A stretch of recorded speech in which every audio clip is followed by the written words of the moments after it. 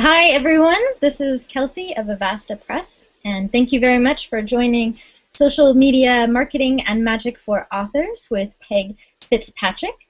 This series is part of the Modern Publishing series with Avasta Press and also a part of the University of Washington Business of Digital Publishing class. And we are very happy to have you on. I'm very excited about this session that we're having today with Peg. I met Peg a few years back. Yeah, I was like, how long ago was that?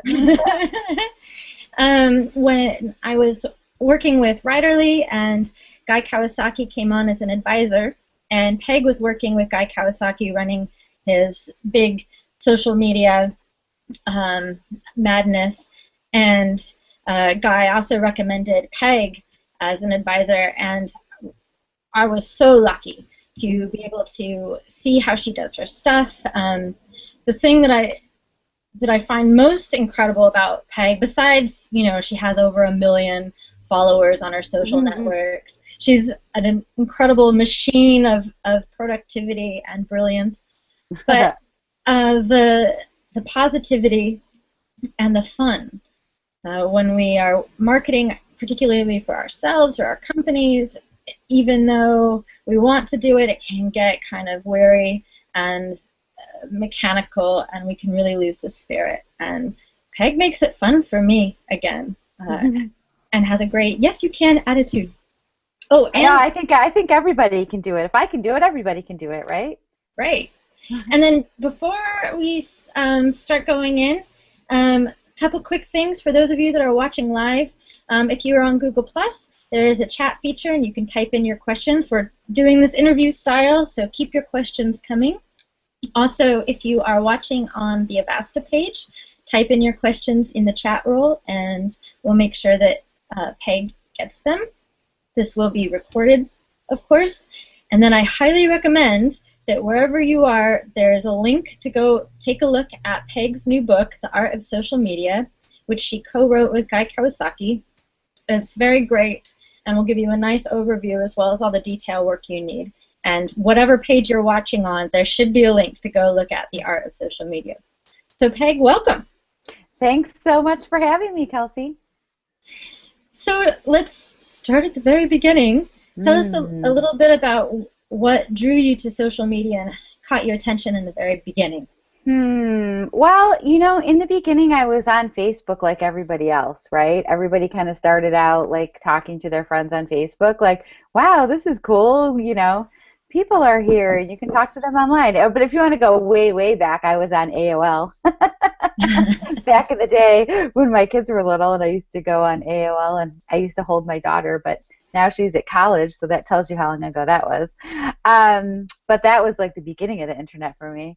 So now, social media, you fast forward to and I worked in marketing and did a bunch of different things. My education is actually an education in geography with a minor in English. So I like teaching people how to do things. I love learning. I love learning how to do new things. So social media is a great place right now because everything changes. It's always fresh and new. Even though some parts of it get repetitive and old, as Kelsye kind of alluded to, it's just exciting to it's fresh all the time. I love people. I'm social. So I think those things draw me to it. But I started out actually just kind of talking to my husband's company, not in a job interview or pitching it, but I was just explaining how I thought Facebook would be great for companies. And this was 6 years ago. So it was before, every brand was on Facebook, before everybody was on Facebook. It was still a new idea. And I was like, it'd be really cool, and you could connect with people. And then 6 months later, they were like, oh, hey, that would be awesome. We'll hire you to do that. And I was like, that was 6 months ago. What did I say I was going to do? Okay, and then I was like, sure, I'll try it. So then I figured out how to be a Facebook page manager. And I have to say, back then it was a lot easier than it is now. Now it's getting more and more complicated by the day with conversion pixels and complicated ads in the back end of Facebook. But back then it wasn't so complicated. And then I just thought, well, maybe Twitter would be something that would work with businesses too. So I thought I'll figure out how to use Twitter, which, at the beginning I was like, it's a little complicated, but 100,000 tweets later, I still like it. So I just kind of go check out new platforms as they pop up. And yeah, so that's kind of just how it snowballed. I actually started in social media with a job in social media, which is much, much different than other people. Usually people are on it on a personal basis and they want to figure out how they can make it a career, but I actually started out working for a brand, which I still do, which I still work for that company. And it's in the dry cleaning industry, but it's a huge global brand. It's a brick and mortar. I do their traditional marketing as well as social media stuff. So You do a lot of things. I do a lot of things. So you were working with Guy when he came out with Ape, author, publisher, entrepreneur. And so my understanding is that's kind of when you first came into the whole publishing world and self-publishing and indie publishing and traditional publishing, all of that. What did you think? I actually worked with Guy behind the scenes on Google on What the Plus. I wrote a chapter in What the Plus, which was Guy's book about how to use Google Plus.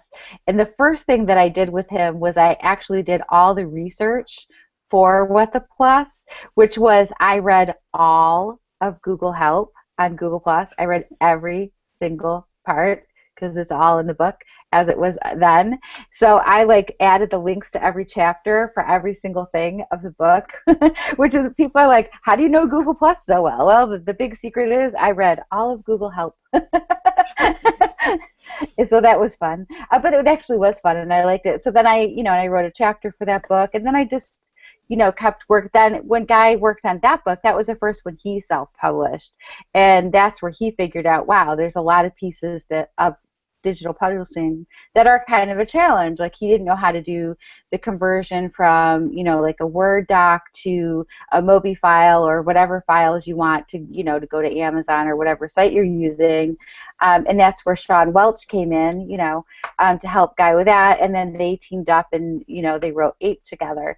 And I just saw a whole bunch of opportunities that I would have done if I was marketing Ape. So I kind of sent Guy an email. I was like, you're leaving a lot of money on the table with your marketing here. And he was like what? And I sent him this big list of this is what I would do. And it was just good. I had never marketed a book before, but it was just ideas that I had, And again, I wasn't pitching a job or anything. I just I saw this and he was like, okay, well, we'll hire you to do it. And I was like, okay.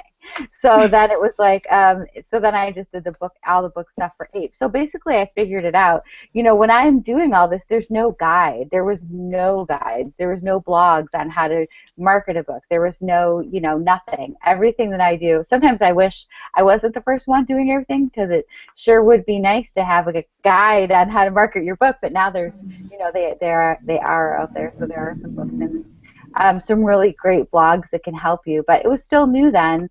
And it's still a challenge now, even if you're a self-published author. It's a lot of work to market your book. And it's a lot of work even when you work with a publisher. You still have to do a ton of marketing and social media. So it's worth learning because it is really fun and no one's going to be as invested in your book as you are. But yeah, so that was kind of how I started working on that. And then I just, now I've worked on What the Plus, Ape, Art of Social, and Art of the Start too. And my recommendation is never launch two books close together because it will make you insane. We had two that were so close together and I was like, I don't know if I can do this. Yeah. It was hard. So what kind of recommendations did you have for Guy for Ape for marketing on social media? I did more Twitter campaigns and just tweets with quotes from the book and using graphics on tweets, which now everybody does. But again, then people weren't really doing it. And doing Twitter chats and Google Hangouts. I can't even remember honestly the whole thing because now it's just stuff I do in all of them. But it's just social media. It's basic social media but targeted to your book. So you really thinking about putting out a solid stream of content and connecting with bloggers, and then it's a lot of being online to make sure you're responding to comments and Guy is like amazing when he's launching a book. He'll just be on like a zillion interviews. He'll just interview and podcast, and that's actually really hard. You've probably done it too. It's great that lots of people want to talk to you and interview you, but a lot of people ask the same questions, and like you got to give a fresh answer. And so I honestly don't even remember what was on that list, but it was Twitter campaigns and tweet chats and things like that. I mean, with Ape, we actually did some of our own Twitter chats because anybody can do it. You just need to tweet and come up with a hashtag that works and be consistent. So it was a lot of that, just making sure that you're keeping things going, thanking people for good book reviews. Guy is also the best at asking people for book reviews, so his books get a lot of reviews, which helps sell more books. So yeah, that was always one thing that surprised me was I know a lot of people think that some of the bigger names would be hard to get for interviews, but Guy says yes to so many interviews that are even for small audiences. What's your thoughts for an author? Is it say yes to every interview? Guy does say yes to every interview. I say yes to almost every interview. Honestly, Kelsey, I get a ton of requests at this point too. I mean, it depends on if you have time. I have other stuff that I have to do as well as just being a world famous author. Surprisingly, checks don't just show up at your door. Some people need to work. Yeah, I have to tell you, even after you publish a great book, if you're working, you still have to work. It doesn't make you James Patterson overnight. So if you're working, you do have to balance, like, is this going to be time efficient work, so I try to do all of them, but I try to research people a little bit. It doesn't matter if people have a lot of followers. What matters to me is if people are organized. Like, are they going to use the time wisely and not be like, or not know how to do a Google Hangout, but they're asking you to do one, and so then they don't know how to put it together, or people that haven't launched things yet that are asking you, and then the interview never is published. But you just have to kind of be. It's not that I wouldn't say yes to people, but sometimes you have to fit it in your time. And when it gets to time issues, then I look to see, are they organized? Do they do a good job when they publish? Those things. So if you're just starting out and you don't have a name for yourself at all, I think you should do all of them. Because how else are you going to get your name out there? So speaking of time, that's the thing that everyone struggles with is time constraints. So how did you decide which of your efforts were most effective and which ones you were going to drop or scale back on? I'm not really huge into like analytics as far as like, big monthly things. I tend to like go week by week, and because I'm online watching things all the time, like I get like the temperature all the time, like this is working, change this. So things, and then we use Bitly links, so we track, where the traffic's coming from. Like, for example, Google Plus, Guy and I both have way more followers on Google Plus, but Facebook, where we have smaller audiences, gives us way more traffic. So it's worth it to make sure that everything on Facebook is awesome. And Google Plus, it's not like we don't post there, because we still post a lot of stuff on Google Plus, but it doesn't bring as much traffic, and that also it goes for book sales, links for book stuff. So, when you're doing things, use Bitly links so you can track to see where the traffic comes from, and don't obsess over it, because you can make yourself crazy, checking Amazon all the time to see what's selling and what's not selling. And, I like to balance, monitoring it to make sure it's doing well with not freaking out about it. And if it's not going well, you can either change your strategy, or if you see one thing's doing really well, do more of that. Like Twitter just still seems to be great for click-throughs and links, and it's not as talked about anymore. Like, it's not like this big hot new fresh thing, but it's it's still a great place to connect with people. I think if someone wants to find a writer, I think they would certainly look on Twitter.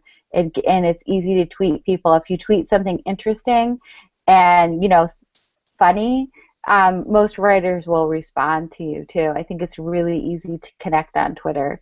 So I kind of do that. I kind of just like look at what's working, and if it's not working, I'll adjust it, and don't beat yourself up if something doesn't work as well as you thought it would.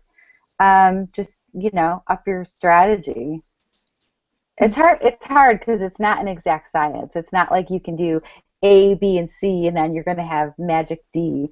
It's more of kind of figuring out what works, and it also depends on, as like where you have your biggest audiences, and also the demographics for your books. So this is all for writers, right? So it's all right. You could have a whole bunch of different genres. So if you're writing, young adult fiction, then you would want to be on Instagram and Tumblr and sharing, little quotey meme things on Tumblr, make little GIFs. Like, you have to figure out who your target audience is and figure out what social platforms they're on, and then create content that's going to speak to them. Mm-hmm. So I think Guy's audience would be like an older educated audience, which would be more Facebook and Twitter, mm-hmm. And LinkedIn, of course. Mm-hmm. So it depends on, who your audience is, and those are also great things that you can find out on your social platforms too. There's great analytics in Facebook and Twitter now, where you can, in Google Analytics, if you have a blog, where you can find out the demographics of the people that follow you. And sometimes you'd be really surprised. You would think that Guy and I may have similar audiences, but we have very different following groups. Like on Facebook, mine is almost all women, and his is almost all men. So there's like not a crossover carryover. So check into those things, and that's another way to target your content too. If you have mostly women, then go with your pink logo. Like I'm like, fine, then I will use my pink logo. So those are the kind of things that I measure, and I check into. And then I also like to see, and I do it. I don't follow the things that are like best times to post and how many times you should post, because when you see like infographics or things like that, those are really general knowledge of like how can they analyze all the Twitter accounts or all the Facebook accounts. I always find my own, like there's free ways that you can find on all the social platforms the best time for you to post on Facebook or Twitter. So I use those and just once a week check to see when the good times are.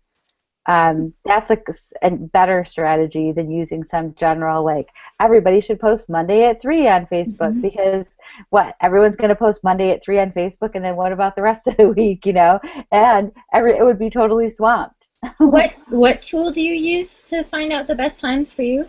For Facebook, I use a tool called Likealyzer. It's Likealyzer,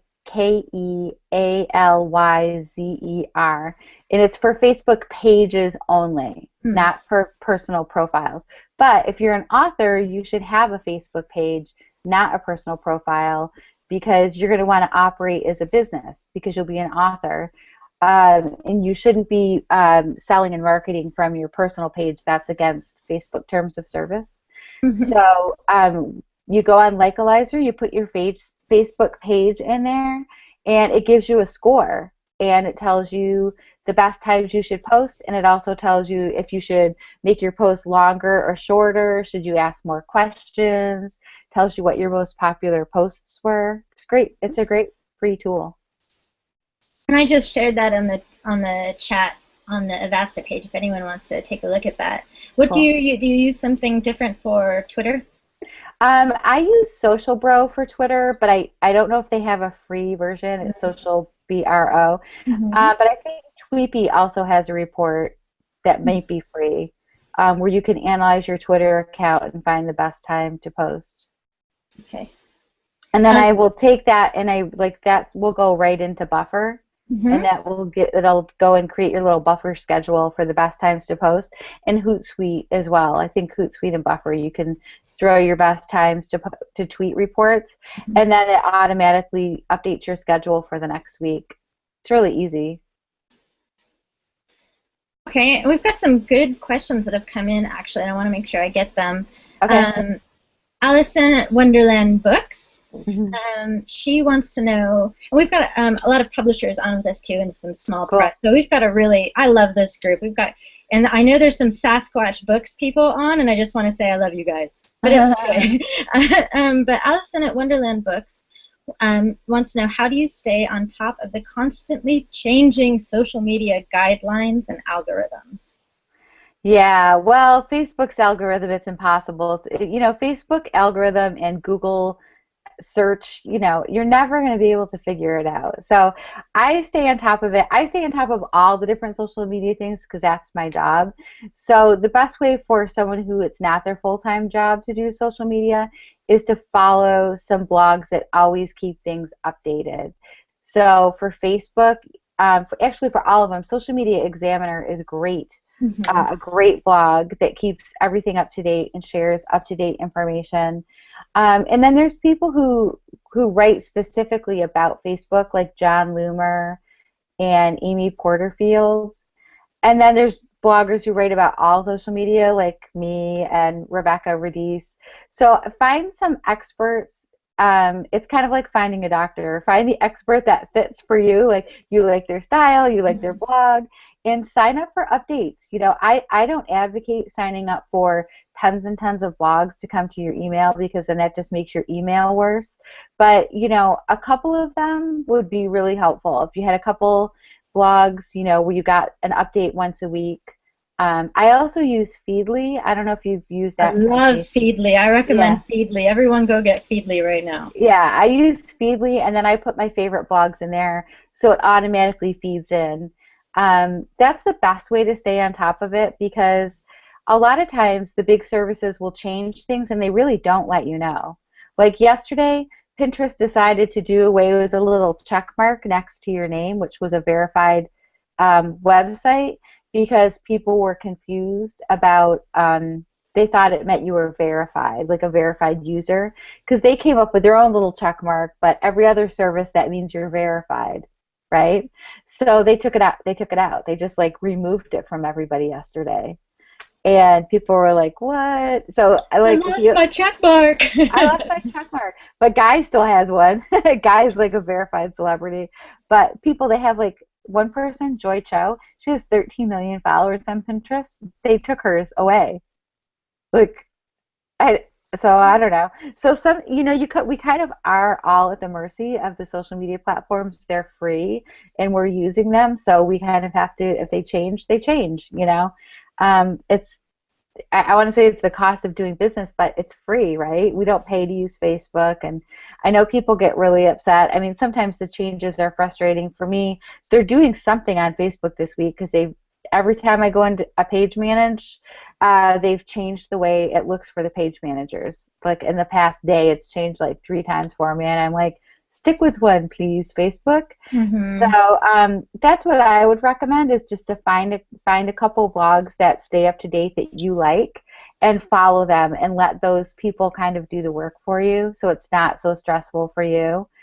But Facebook video is the biggest thing right now. If you want to know the Facebook algorithms, they don't want you to post as many photos. They want you to do embedded links and native Facebook videos. Under 3 Native minutes. video. You can just do some short videos on your phone under 3 minutes and upload it directly into Facebook, and they will do amazing. It's easy. Like Kelsey's like, I'm not doing it. I'll give you an example. Another thing. It's really easy. Let me tell you. I spoke about Facebook last week, and one of the girls at the conference was like, can you just give me one thing that I can try that will be new? And I was like, okay, just do short videos. She's a fashion blogger, and she's a model. So being in front of the camera for her is, she does it all the time. So she's amazing. And fashion bloggers, they just show their outfits and talk about what they wear. So she made this 10-second video, right? She uploaded it to Facebook, to her Facebook page that has like 4,200 followers. So that's a pretty good Facebook page. And within 24 hours, she had over 100,000 views on her video. All right, everybody, Facebook videos, go do it. She did a 10-second video, and she had like 2 hashtags on it. And it was short enough. It was like 10 seconds, so she could also upload it to Instagram. Mhm. So Allison was actually following up with her question before. She wants to know, do you recommend any resources for finding the best hashtags for different Mm. audiences on different channels? Yeah, tag board. I have a blog post on my blog on the it's like the how to use hashtags strategically. It's hashtag strategy, and that has like a whole bunch of links for like I can't remember all of them off the top of my head, but Tagify and Tagboard I know were two that I mentioned in there. Iconosquare is a great one for Instagram specifically. I love that. Have you used Iconosquare, Kelsey? No, is it the philosophy of a hashtag strategy? Is Yeah, that the one? yeah, that one. Yep, philosophy of that. Yeah, that one has a bunch of different hashtags, ways to create hashtag strategy, and then also just the sites to do it. I have to say, I did an experiment, and I had someone on Fiverr do hashtag strategies for me. It was a good $5 to spend.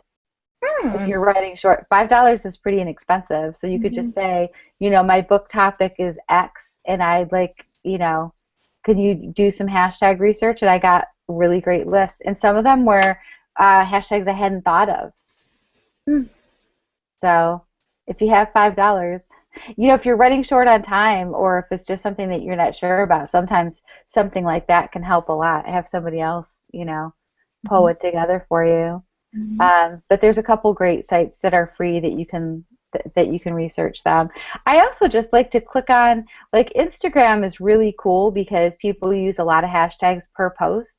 So sometimes I'll have one that I use a lot, and I'll just click on that image with a hashtag, like say it's IndiePub, like we're using IndiePub, and then I'll just click on that at Instagram, and it'll show you other related ones, like that people have used when you look at other popular posts. So sometimes that's a great way to just do it an easy way. But there's a couple sites that can help find good ones. Good. And then for the publishers that are on, a lot of publishers both want to teach their authors social media and then also want to do social media on behalf of their press. And they have very diverse audiences. Right. Generally, maybe in the same general umbrella, but if you had got 20 different new books this catalog, do you have any recommendations for people or companies or presses in those situations where they have lots of different audiences? And really need to reach them through the same voice. The big publishers, they even have separate little accounts, but I definitely wouldn't recommend that because then it's just more to manage. But I would just, use hashtags for that then. So, if you're Avasta Press and you're doing a young adult book, then, do hashtag YA, hashtag, So I think hashtags in that instance can help you connect with people. Mm-hmm. Or, even put a thing at the beginning of your tweet saying like, hey, young adult readers, just so you let people know. So let people know somehow in your post what audience you're speaking to.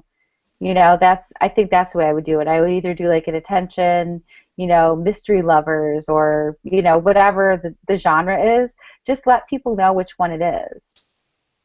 And then we have another question about multiple audiences. Do you have a recommendation for writers who write for children in elementary school? Should they make the target audience, the parents or the kids? The parents, because kids in elementary school should not be on social media yet. I don't think there's any platform where they're allowed. Even Pinterest, you have to be 13 or above to be on Pinterest.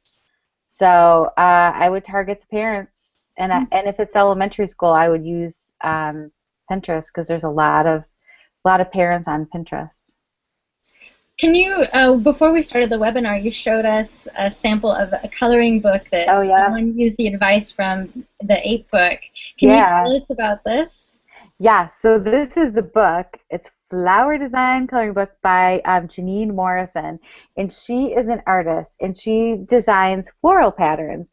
She's done all kinds of traditional kind of designing, making like fabrics and all kinds of things with design companies. So she had an idea to make a coloring book and she wanted to self-publish it because when she came up with the idea, there weren't any coloring books out there. So she self-published her book, and she used APE. She used Guy's book, Author, Publisher, Entrepreneur, and she self-published it. So now she's selling these on Amazon, and it's printed on CreateSpace. So it's print on demand. You can call her books up. And the other ones that are on there that are selling a lot are by publishers, and they keep selling out. So every time they sell out, hers keeps selling. And she's been up to like the number 16 book on all of Amazon with her self-published book, which is $12, so then she gets 70% of that, right? Wow. So, yeah, and she doesn't have to have the horrible, like, I have a whole box of coloring books in my garage. Would someone like to buy one? So it's a great story about an artist she came up with like her own idea of like who would think to self-publish a coloring book, right? Mm-hmm. And it looks beautiful. I don't know if people have not purchased anything. You can't tell a CreateSpace book from a regular soft cover book. They really look amazing. You just have to make sure you use good cover designers and interior designers for your books. That's the key. Mm-hmm. And then they just look so good from CreateSpace. So she's like, you know, doing really, really well, and she like hit it right before it got super popular. And I was talking to her, and she was like, oh, I self-published it, and I was thinking, oh, I wonder if she used APE, but I didn't want to be like, hey, did you read? And then I was telling Guy, and he was like, she told me she used APE, and I was like, yay! And I went back and I found her to say, hooray for self-publishing. Yay. So it's kind of like a weird thing because she may have found out about APE because of my social media promotion. When you think about it, like I'm the one that kept throwing it out there in the world. So it's like the ways that you help people with things, you never know. You know, you could help someone learn something or find something. Social media is awesome. Agreed. All right. Raise your hand. So we're taking up Peg's time, so I want to make sure that y'all get your final questions in so we can get them to Peg before we've got to sign off. But so here's a few last ones for you, Peg. Okay. One from Nisa that says, would you recommend gaining a following before you build your platform, such as on Wattpad, before you publish on Amazon? I say definitely. You should definitely start right away. It takes a lot of time to build a social media following, so if you think you want to be an author, then you should definitely just start building it. And on Goodreads as well. Goodreads is really awesome, and it's a great place to connect with writers and readers. And then another question from Deb. I'm very curious about this too, because I have some thoughts. She said that she knows that you experimented with Periscope. Mm-hmm. What are your thoughts? And maybe tell everyone what Periscope is for those that aren't familiar. So Periscope and Meerkat, there's two different things. Periscope is Twitter. Twitter owns them now, right? I think they bought them. I think Periscope. Anyway, it's an app for your phone, and you can live stream events. So it's very, very cool. Of course, you have to be somewhere cool enough to record something. So I used it first at South by Southwest, and everybody that you saw was like, I'm on Meerkat. They were like, everybody was filming everything because it was all marketers gone wild filming things. So Periscope is, I don't know which one's more popular, but Periscope is an app where you can just, anytime you want, turn it on and film. I'm actually going to be Periscoping on Friday in Los Angeles at an event at an actor studio. My friend Rebecca and I are doing a workshop for actors on how to build their social media presence so they can get more auditions. They're in a similar boat like writers. You know, they got to kind of do it themselves before they get out there. So we're going to Periscope the live event, and then it will be recorded. It's free to use. Periscope, you can actually save it to your phone. There's a couple of negatives to Periscope. One is it only records vertical. So when you're holding like your phone, either way, it's only vertical. So if you save it and try to like put it on YouTube, it looks horrible because the sides are all black and there's just this skinny little, it looks like you filmed it wrong. But there's nothing you can do about that because for some reason it looks great on your phone when you're filming it, and when you watch it back, it looks great. It's really just like Instagram. It's mobile only. And the other thing is you need to make sure that what you're filming, it's legal to film it. There was a chat last night on Twitter, influencer chat, and it was all about legal use of Periscope. You have to make sure that you're only filming things that you have permission to film. So you need to, and most of the times I filmed, it's been Guy talking. He's like, hey, Periscope me. So totally have permission for that. But it is a permission-based thing. But you could do it yourself. You know, you could Periscope a book signing. You could Periscope meeting one of your fans. You know, there's tons of cases where you can do it. If people haven't tried video yet, they really just should jump in, whether it's Hangout like this or quick videos on your phone. You know, just try it. It's not as scary as it seems. But Periscope is awesome. I have experimented with it. I don't do it when I'm just at home because, I mean, it would be like me and my golden retriever. Hey, we're going to get the mail. Like, who wants to see that? So if I'm doing something fun, I will do it. But if it's just me and Oliver, I tend not to do it. Oh, whatever. If it's the dog, we all want to see it. I know. I'm surprised he isn't busted in yet. Usually I'm going to hang out, he'll like bang the door open and be like, what's going on? With Periscope for authors, one thing that I did, which I thought was brilliant but turned out really bad, and I'll tell you why, is I was very easy to, for example, go show this is my analog desk back behind me, so to go show what books I keep as reference on my desk, and it was like a little tour of my desk. That's something that's easy for authors to do. Yeah. Another thing I did was a tour of my bookshelf. I went down to my bookshelf. Why didn't it turn out well? Well, what I learned about Periscope is that because it's open to the whole wide world, and I'm a woman, what I got was a whole lot of inappropriate comments to the point where I couldn't. It was a useless video. And every time I got on, and it might have been that was the first week of Periscope, and everyone was just so excited about having direct access to real live women. You know, I don't know what it is about Periscope, but for some reason the commenters on there are just jerks. And Meerkat, I've never had that problem. Part of the problem is that Periscope, the comments are inside the app. Mm-hmm. On Meerkat, everything that people say is tweeted.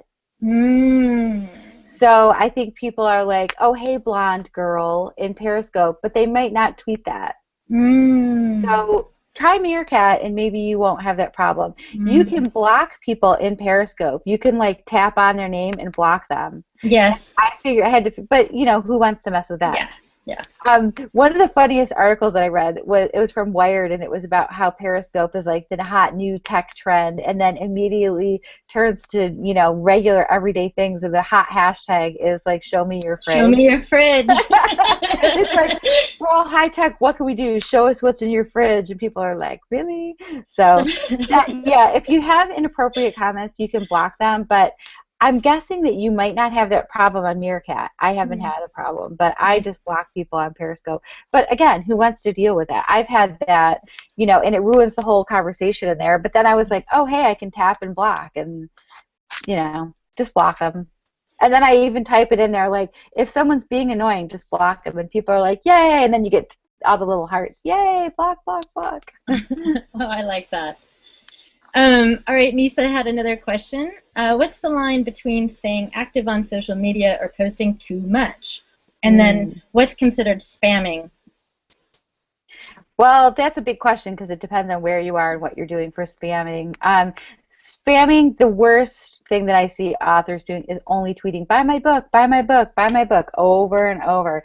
I see that on Twitter, and I'm just always like, no. You can... If you're going to do book promotions, you have to have other content that you're sharing. You can't only share your book promotions. That should be a very small percentage of what you do. So spamming for authors would be only talking about you and your book all the time, because nobody wants to follow somebody who does that. And the line between active and too much, I think beauty is in the eye of the beholder there. You know, Guy tweets a lot and shares a lot, and he doesn't care. If it bothers some people, it bothers some people. I'm a high volume tweeter, and if it bothers people, then they stop following me, and the life goes on. Other people are like, thank you for your awesome tweets, send more. So, you know, I think people kind of find the people that they want to follow. If people complain because you're sharing too much, usually it means that they need to do Twitter lists, and they're just, you know, they're not following enough people. One of those two things. But I would just do what's right for you. You know, Facebook, you can share too much, but because of the algorithm changes, I'm guessing that's going to change because I think you're going to have to share more to be seen at all, but I'm only speculating on that. But that is the reason that people will unfollow brand pages if they share too much. And Instagram, you know, just a couple, not more than a couple times a day, unless you're doing something so amazing that, you know, you're in Paris, you know, having macaroons, then post as much as you want. And people might unfollow you, but you know, it's your social media, so you should do what you're happy with. You know, I'm happy sharing a lot, and you know, if people don't like it, then they won't follow you. Just, you don't want to be annoying and rude, you know, and posting things, but if you're posting really good content, then post it. You know, quality is more important than quantity in every way. So if you're posting only, you know, one really great thing every once in a while, you know, you don't want to, I would say, you know, you're more at a risk of being too inactive. If you're not posting anything at all, if you're only lurking, you're not building a solid presence. So, you know, make sure that you're active to the point where you feel comfortable. Don't be obsessed with having to be on all the time, because I really don't think anybody needs to be on all the time. As long as you're monitoring your comments and responding to people, that's great. Great. And then here's another question, and then also from the class, Jen, if you have any questions after this one, go ahead and jump in. This is a question from Chris, and he says, I have built a pretty good following, but I'm thinking of changing my name because my last name is so difficult. What would be the best way to do that? And his name is, and you're right, Chris, I'm not sure. It's Chris Cloutier? I'm not sure. Cloutier? If you're a writer, you might want to keep your name, though, because people, you know, it's all Google search going in together. Kelsye has like an unusual spelling for her first name, but I mean, first names are a little bit, as a writer, I just always say use your name, because yes, your name might be difficult. You'd be surprised how many people get Fitzpatrick wrong. I get Fitzgerald, whatever. But if people are going to eventually be looking for that name on Amazon, then, you know, you want it to be the same all over the place. Do you recommend, if it's early enough in your career, do you recommend a pen name or something that's a little easier for the general public?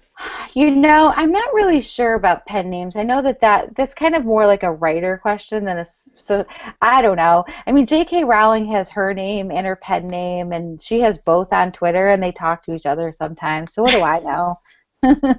She seems to be doing okay. I'm not a fan of pen names, but I'm a business writer, so that's totally different than somebody who's writing, you know, some other kind of something that maybe they don't want their day job to know. So that's a deep soul search for you, whoever you are, writer. Before we sign off, Jen, did you have any questions that you wanted to ask Peg? Nope. Okay, good. she's muted. It's too hard to unmute. Peg, do you have any final inspirations or thoughts for us of what we should look at next?